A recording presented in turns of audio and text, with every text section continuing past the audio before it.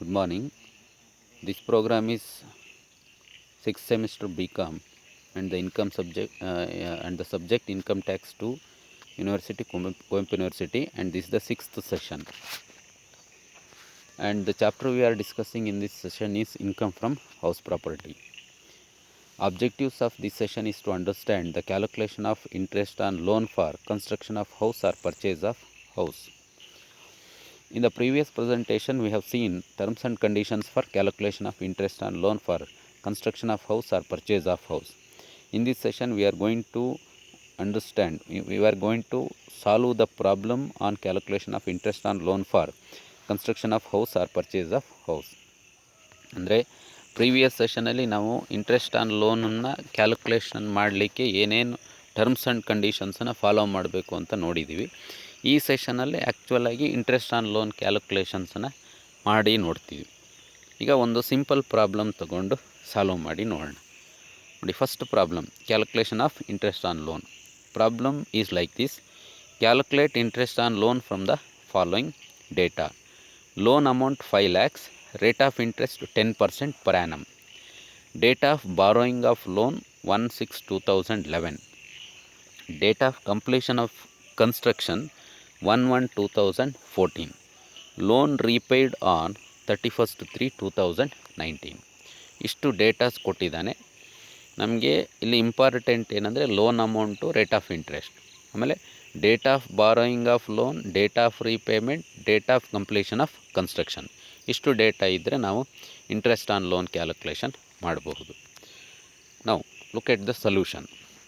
ಈಗ ಫಸ್ಟು ನಾನು ಕೊಟ್ಟಿರೋ ಡೇಟಾಸನ್ನು ಇನ್ನೊಂದು ಸರಿ ತೊಗೊಂಡಿದ್ದೀನಿ. Date of loan taken, date of construction completed, date of loan repaid, ಇಷ್ಟು ತೊಗೊಂಡಿದ್ದೀನಿ. ಈಗ ಫಸ್ಟು ಸ್ಟೇಜಲ್ಲಿ ನಾವು 2 ಸ್ಟೇಜಲ್ಲಿ ಇಂಟ್ರೆಸ್ಟನ್ನು ಕ್ಯಾಲ್ಕುಲೇಟ್ ಮಾಡಬೇಕು. ಒಂದು interest for current previous year, ಇನ್ನೊಂದು interest for pre construction period, ಸಪ್ರೇಟಾಗಿ ಮಾಡಬೇಕು. ಫಸ್ಟು ಈಗ ಕರೆಂಟ್ ಪ್ರೀವಿಯಸ್ ಇಯರಿಗೆ ನೋಡ್ತೀನಿ ನಾನು. ಈಗ ಕರೆಂಟ್ ಪ್ರೀವಿಯಸ್ ಇಯರಿಗೆ ನೀವು ಇಂಟ್ರೆಸ್ಟ್ ಕ್ಯಾಲ್ಕುಲೇಷನ್ ಮಾಡಬೇಕಂದ್ರೆ ಲೋನ್ ಕರೆಂಟ್ ಪ್ರೀವಿಯಸ್ ಇಯರಲ್ಲಿ ಲೋನ್ ಇದೆಯಾ, ಲೋನ್ ರೀಪೇಮೆಂಟ್ ಆಗಿಲ್ವಾ ನೋಡಿ. ಇದಕ್ಕೆ ನೀವು ಡೈರೆಕ್ಟಾಗಿ ಪ್ರಾಬ್ಲಮಲ್ಲಿ ಡೇಟ್ ಆಫ್ ರೀಪೇಮೆಂಟ್ ನೋಡಿ ಇಲ್ಲಿ ಡೇಟ್ ಆಫ್ ಲೋನ್ ರೀಪೇಯ್ಡ್ 31/3/2019 ಅಂತ ಕೊಟ್ಟಿದ್ದಾನೆ. ನಮಗೆ ಪ್ರೀವಿಯಸ್ ಇಯರ್ ಸ್ಟಾರ್ಟ್ ಆಗೋದು 1/4/2019ಇಂದ. ಕರೆಂಟ್ ಪ್ರೀವಿಯಸ್ ಇಯರ್ 1/4/2019ಇಂದ 31 March 2020ವರೆಗೂ ಪ್ರೀವಿಯಸ್ ಇಯರ್ ಬರುತ್ತೆ. ಆದರೆ ಈ ಪ್ರಾಬ್ಲಮಲ್ಲಿ ಪ್ರೀವಿಯಸ್ ಇಯರ್ ಸ್ಟಾರ್ಟ್ ಆಗೋದಕ್ಕಿಂತ ಮುಂಚೆನೇ ಲೋನ್ ಕಂಪ್ಲೀಟಾಗಿ ರೀಪೇಮೆಂಟ್ ಆಗಿದೆ. 5 lakhsಗೆ 5 lakhs ರೀಪೇಮೆಂಟ್ ಆಗಿದೆ, ಹೌದಾ? ಹಾಗಾಗಿ ಕರೆಂಟ್ ಪ್ರೀವಿಯಸ್ ಇಯರ್ ಲೋನ್ ಇಲ್ಲ ಅಂತ ಹೇಳಿದ್ರೆ ನೀವು ಇಂಟ್ರೆಸ್ಟನ್ನು ಕ್ಯಾಲ್ಕುಲೇಟ್ ಮಾಡೋದು ಬೇಡ, ಅಂದರೆ ಇಂಟ್ರೆಸ್ಟ್ ಪೇ ಮಾಡೋ ನೀಡ್ಸ್ ಇಲ್ಲ. ಹಾಗಾಗಿ ನೋಡಿ, ಕರೆಂಟ್ ಪ್ರೀವಿಯಸ್ ಇಂಟ್ರೆಸ್ಟ್ ನಿಲ್ ಅಂತ ತೋರಿಸಿದ್ದೀನಿ.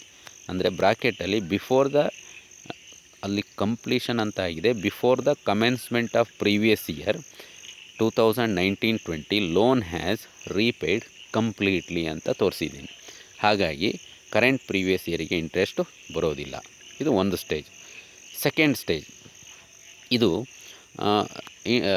ಸೆಕೆಂಡ್ ಸ್ಟೇಜಲ್ಲಿ ನಾವೇನು ತೋರಿಸ್ತೀವಿ ಅಂದರೆ interest for pre construction period. ಈಗ ಪ್ರೀ ಕನ್ಸ್ಟ್ರಕ್ಷನ್ ಪೀರಿಯಡಿಗೆ ಇಂಟ್ರೆಸ್ಟ್ ಕ್ಯಾಲ್ಕುಲೇಟ್ ಮಾಡೋದು ಹೇಗೆ ನೋಡ್ತೀವಿ.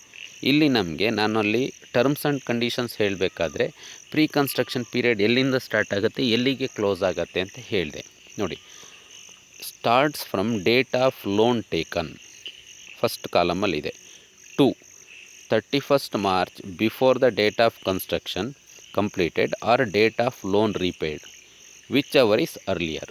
ಇದಿಷ್ಟು ಬೇಕು ನಮಗೆ. First date of loan taken ತೊಗೊಂಡೆ 1/6/2011, ಇದು ಪ್ರಾಬ್ಲಮಲ್ಲಿ ಕೊಟ್ಟಿದ್ದಾನೆ. ನೆಕ್ಸ್ಟು ಸೆಕೆಂಡ್ ಕಾಲಮ್ಗೆ 31 March prior to the date of completion of construction. ಈಗ ನೀವು date of completion of construction ನೋಡ್ಕೊಳ್ಳಿ. ಪ್ರೀವಿಯಸ್ ಸ್ಲೈಡಿಗೆ ಹೋದರೆ ಕಂಪ್ಲೀಷನ್ ಆಫ್ ಕನ್ಸ್ಟ್ರಕ್ಷನ್ ಏನಿದೆ 1/1/2014 ಇದೆ. ಇದರ ಹಿಂದಿನ 31 March ತೊಗೊಳ್ಬೇಕಂದ್ರೆ 31 March 2013 ತೊಗೊಳ್ತೀರ ಒಂದು. ಆರ್ ಇನ್ನೊಂದು ಡೇಟ್ ಯಾವುದು ಅಂದರೆ ಡೇಟ್ ಆಫ್ ಲೋನ್ ರೀಪೇಯ್ಡ್. ಈಗ ರೀಪೇಮೆಂಟ್ ಡೇಟ್ ಏನಿದೆ 31/3/2019 ಇದೆ. ಇದು ಎರಡರಲ್ಲಿ ಯಾವುದು ಅರ್ಲಿಯೆಸ್ಟ್ ಇದೆಯಾ ಆ ಡೇಟ್ನ ತೊಗೊಳ್ತೀವಿ. ಈಗ ನೋಡಿ 1/6/2011 ಸ್ಟಾರ್ಟ್ ಆಗಿ ಇದು ಎರಡರಲ್ಲಿ ಅರ್ಲಿಯೆಸ್ಟ್ ಡೇಟ್ ಯಾವುದಂತ ಹೇಳಿದ್ರೆ 31 ಮಾರ್ಚ್ 2013. ಅಂದರೆ ಪ್ರೀ ಕನ್ಸ್ಟ್ರಕ್ಷನ್ ಪೀರಿಯಡ್ ಎಲ್ಲಿಂದ ಸ್ಟಾರ್ಟ್ ಆಗುತ್ತೆ 1/6/2011 31/3/2013ವರೆಗೂ ಬರುತ್ತೆ. ಎಷ್ಟು ಆಗುತ್ತೆ ಟೋಟಲ್ ಅಂದರೆ 22 ಮಂತ್ಸ್ ಆಗುತ್ತೆ, ಆಯ್ತಲ್ವಾ. ಈಗ ನಾವು ಆ 22 ಮಂತ್ಸಿಗೆ ಇಂಟ್ರೆಸ್ಟ್ ಕ್ಯಾಲ್ಕುಲೇಷನ್ ಮಾಡಬೇಕು.